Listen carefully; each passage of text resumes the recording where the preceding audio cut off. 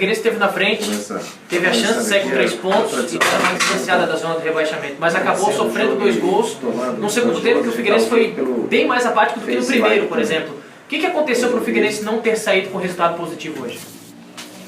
Em princípio, quando nós fizemos o 2-0, nós tínhamos que ter levado esse 2-0 para o vestiário, né? Nós tomamos o gol ali num lance infantil, que acabou culminando com o gol e infelizmente trouxemos a América de volta para o jogo, né? Aí no segundo tempo, nós, claro, jogando com o perigo eminente do gol, a gente atacando, mas buscando estar um pouco mais equilibrado para não sofrer com os contragolpes.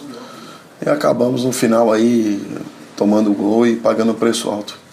Doutor, o torcedor reclamou, principalmente você ouviu ali, sobre as tuas modificações, principalmente a saída do Lins e, no caso, você tirou um velocista e colocou outro. Por que não o Maurício? Por que não jogar com 2? Porque o Lins era para ter saído no intervalo. O doutor me comunicou que ele estava com um problema no posterior no intervalo e a gente arrastou todo aquele tempo ainda para tirá-lo. E o Calcaia também, a substituição foi por lesão muscular. Então, na verdade, das 3, eu só fiz uma por opção e 2 por problemas médicos. Uma para prevenir a lesão do Lins e não perder ele para toda a competição. E a outra do Calcaia, que acabou se lesionando. Então, fica complicado ali. Próximo. Segue aqui a coletiva. Tuca, não tem vida fácil, né? O dever de casa não foi cumprido e agora é buscar esses pontos num jogo que você já conhece muito bem, um adversário difícil, não importa onde o Flamengo joga, arrasta muita gente, esse jogo em São Paulo. Verdade, mas nenhuma partida vai ser tranquila, né? Como eu falei, essa caminhada, faltando esse número de jogos e buscando sair da zona, é claro que ela é dolorida, ela é complicada, e a gente acabou somando um ponto hoje que não era o ideal. Claro que a gente queria buscar os 3, mas somamos um. Então nós temos que agora buscar fazer um grande jogo no domingo, sabendo que é uma partida duríssima, e aí tem uma semana para recuperar, para trabalhar. Os problemas estão aparecendo de lesão, de problemas musculares, e claro que acaba te tolhindo as alterações quando você tem que fazer 2 nas situações que a gente acabou tendo que fazer hoje. Eu entendo a torcida não é obrigada a saber os problemas que a gente tem ali internamente, mas o Lins relatou no intervalo já, o doutor falou comigo do incômodo, e minha ideia era levar ali 10, 15 minutos para depois tentar um jogador para fazer a transição em velocidade, que é o Rafael Silva ali na função. A gente tentou isso, mas hoje as substituições também não acabaram surtindo, não surtiram efeito.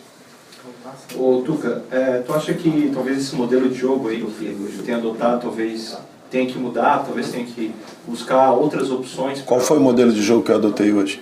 Esse modelo de jogo com 4-4-2, com 2 atacantes, um centroavante sempre, né? Antes era o Rafael. Mas a gente variou durante o jogo bastante. O Ferrugem jogou como extremo. Se você lembrar o lance do pênalti, foi uma jogada de beirada do Ferrugem e o Ayrton virando volante. A gente tem, na hora de jogar, a gente está descaracterizando as linhas sempre. Então não tem um modelo enlatado, a gente não está jogando. E outra, o volume que a gente teve no primeiro tempo e o quanto a gente criou, mostra que a gente não foi uma equipe defensiva. Agora, você jogando dentro da tua casa, precisando dos 3 pontos, ganhando de 2-0, você toma o gol, claro que você vai se expor menos em função do risco de você tomar o segundo. E aí a gente acabou, até de forma inconsciente dentro do campo, os próprios jogadores tomando um pouco mais de cuidado com as ações. E aí você acaba não tendo tanta desenvoltura na hora de atacar como a gente teve no primeiro tempo. Ô Tuca, hoje você ouviu, principalmente na substituição ali do Lins, né, quando saiu, o torcedor te vaiando um pouquinho, pegando um pouquinho no teu pé, na saída de campo também. Queria que você falasse sobre essa cobrança da torcida, né, até pelos resultados ruins, teve até protesto do torcedor aqui fora. E se você me permite fazer uma segunda pergunta, que a gente ouviu de alguns jogadores na saída de campo, o Figueirense, quando tem a oportunidade de deixar para trás esses adversários diretos, acaba se complicando mais do que com adversários que estão na parte de cima da tabela. Tem alguma explicação para isso, Tuca? A primeira pergunta à toa, como eu falei, a torcida não... Eu respeito qualquer manifestação da torcida, ela não tem obrigação de saber os problemas que a gente tem. O Lins, como eu te disse, o doutor me relatou que o Lins estava com um incômodo no posterior, muito pior do que o que ele começou o jogo no intervalo. Então o risco de perder o Lins para toda a competição com uma lesão grau 2, grau 3 era iminente. Então a gente tentou arrastar ao máximo isso, e quando ele abafou, ele fica muito mais suscetível à lesão em função do problema que ele estava tendo, e a alteração foi feita por isso. Na tua segunda colocação, todos os jogos são difíceis, cara. Então, claro que talvez em função da colocação do América, a gente coloque como uma obrigação de ganhar de qualquer forma. Mas a gente sabe da dificuldade do jogo, eu pontuei isso antes. O América, depois da chegada do Anderson, é outra equipe. E os resultados do América, mesmo o empate contra a Ponte, mostram isso. Então eu acho que a gente fez 40 minutos hoje de um jogo muito efetivo, muito eficiente, e a gente acabou trazendo o América para o jogo no lance infantil, a gente trouxe o América de volta para o jogo, e aí a gente acabou tendo que, não podendo soltar tanto como a gente soltaria se a gente tivesse com 2-0, que era mais tranquilo de ser administrado.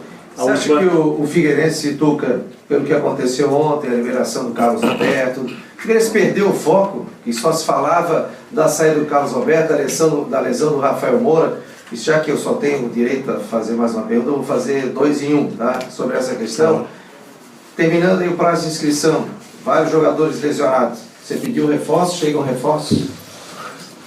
Primeiro, com relação ao foco, de maneira nenhuma, cara. Como eu disse, eu acho que a gente fez 40 minutos do primeiro tempo quase que perfeitos. A gente conseguiu pressionar, a gente conseguiu ter posse, a gente pisou bastante nas beiradas da equipe adversária, fez os 2 gols, só que aí, claro, quando você erra da forma que a gente errou, a gente acabou saindo do jogo no final do primeiro tempo, acabamos propiciando 2, 3 contra-ataques no final ali, que era a hora da gente manter a posse e ter um pouco de tranquilidade, e depois no segundo tempo a gente voltou com 2-1, que para a equipe do América, que está jogando tranquila, sem peso nenhum, qualquer resultado não tem problema. Então eles soltaram e vieram para o jogo. E nós tentando controlar o marcador. E isso aumenta a tua responsabilidade e faz você arriscar menos. E foi o que aconteceu.